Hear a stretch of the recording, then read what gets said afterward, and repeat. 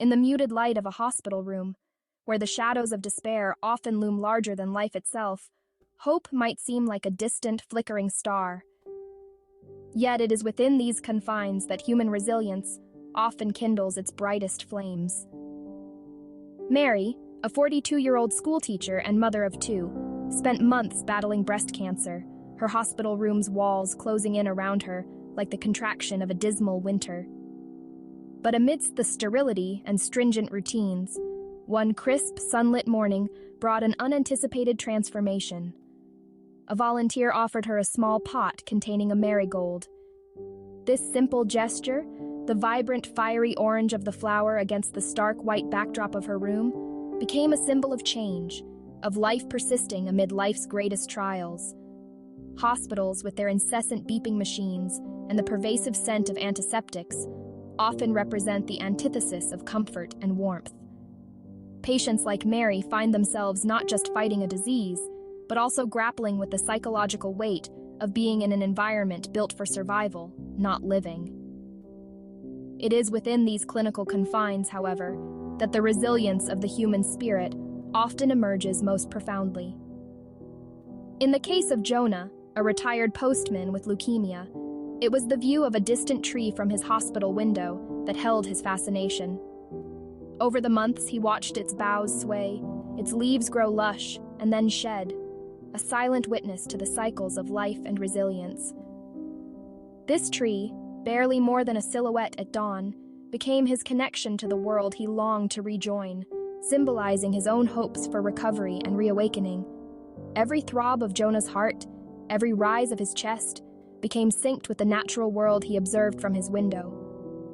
Such stories remind us that even in the darkest of places, there are slivers of light, instances where nature's immutable rhythms offer comfort and a reminder of normalcy in lives temporarily paused. After months of fluorescent lighting and the monochrome tones of the hospital, the first visit to a garden can seem almost transcendental. For Mary, stepping out into the hospital's healing garden marked the beginning of her emotional recovery. Surrounded by oak saplings and tulips, the crisp air not just filled her lungs, but seemed to seep into her very being, lucifying the tight hold of chronic pain and anxiety. Such environments play a critical role in the healing process. They are careful orchestrations of nature, designed to stimulate recovery not just of the body, but of the soul. Clinical studies often highlight the role of green spaces in reducing anxiety, depression, and even improving physiological markers, such as blood pressure and heart rate.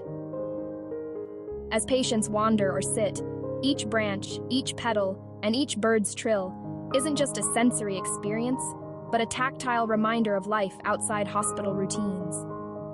For Sebastian, a young man battling Hodgkin's lymphoma, the garden was where he could feel normal again, free from the identity of patienthood. Sitting by a fountain, watching robins peck at the ground, Sebastian found moments of profound peace and, crucially, a renewed connection to the parts of himself that he felt were lost to disease. The path from patient to survivor is often one fraught with challenges and profound introspection. Engaging with nature, as many survivors find, plays a pivotal role in not only restoring physical health, but also in healing and understanding the emotional and psychological scars left by the journey through illness. This is vividly illustrated in the story of Linda, who, upon entering remission from ovarian cancer, took to long walks in her local national park.